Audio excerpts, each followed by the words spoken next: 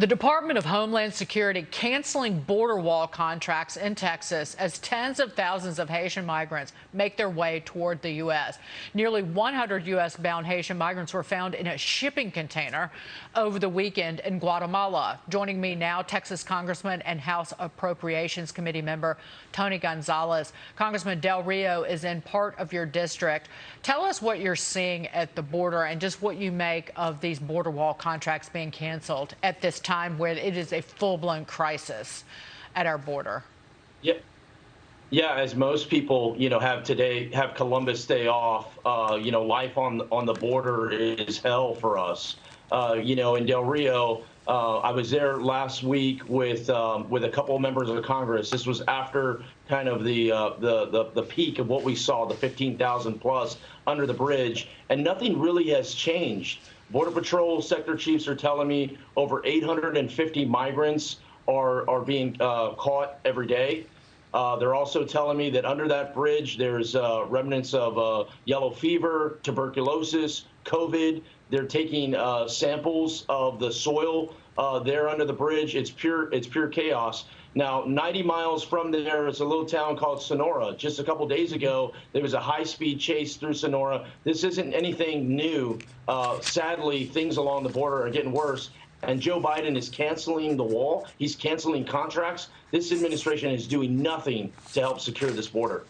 And I can't help but think about all the fentanyl that's coming across the border. 90% of the fentanyl that is trafficked into the United States, it comes from China, but across our border. And tens of thousands of people are dying every year from overdoses. Greg Gutfeld calls them fentanyl poisonings. But this is part of the reason that we need a secure border. And Biden and company are turning their backs on suffering families, quite frankly.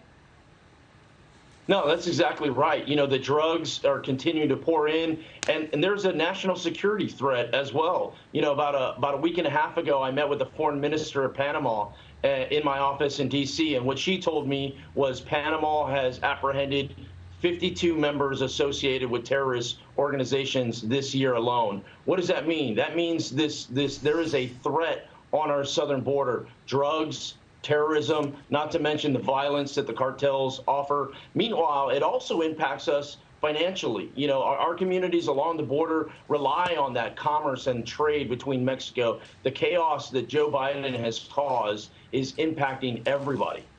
Steve Forbes, jump in. Congressman, talking about what's happening at the border, it seems that they're releasing these people all over the country. Do you have any information on that? And also, are they really making any attempt you mentioned diseases like COVID-19 to screen any of these people on a systematic basis? Yeah, no, they're absolutely releasing people into the country, and this is nothing new. The DHS in particular, this has been their strategy kind of from day one. What is kind of new is the fact that they even deported anyone during the crisis we saw a couple weeks ago in Del Rio. A little over 2,000 Haitians were deported. That's the first time they've done anything like that. As far as COVID, I've been to all parts of this, the border, right? Unaccompanied minor facilities, family facilities, detention facilities, you name it. And historically, throughout there, about 20% of migrants have COVID. So when you're talking about 15,000 plus under a bridge, I mean, this is really serious. And now you're releasing them into the country without any documentation. I mean, just pure chaos. Meanwhile, the Biden administration has a goal to try to enforce vaccine mandates to Border Patrol agents. It's just the absolute wrong approach at all. We need to be supporting our law enforcement, not enforcing these mandates on them. And this is just evidence that Biden and company are not serious about battling the COVID crisis. Because if you're not battling it at the border, then what are you doing? So I want to get your reaction, Congressman, to this. Vice President Kamala Harris, she was appointed in March by the president to manage the country's response to the border crisis. She's the border czar, if you will. But she skipped out on Friday's border security meeting with officials from Mexico.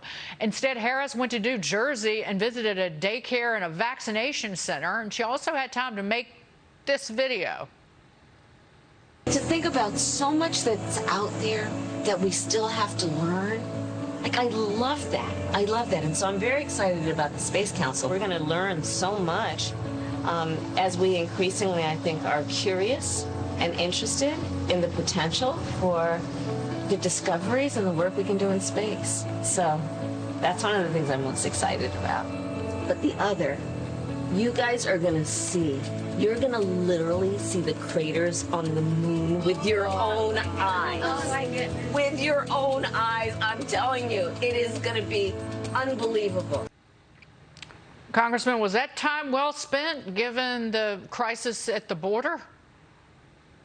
I mean, this administration is so out of touch. You know, they abandoned Americans in Afghanistan. Before they abandoned Americans in Afghanistan, they abandoned Americans along the southern border. Look, President Biden yet to make a trip to the border ever. You know, Kamala Harris made one stop in months ago. This administration is not serious at all about it. You know, if they were truly serious, and I understand them not wanting to build a wall. I understand, you know, their anti-law enforcement kind of policies and not want to add new agents on the border. But there's other options. They could be adding technology. They could be doing other things to secure a border. Bottom line is this administration has done nothing but cause more chaos through its policy decisions. And sadly, as bad as things are now, things are only going to get worse if this administration continues to sit on the sidelines and abandon Americans. Gasoline prices at a 7-year high, and anybody who drives a car, an automobile with an internal combustion engine knows that pain. Congressman Tony Gonzales, great to see you, sir. Please come back very soon. Thank you.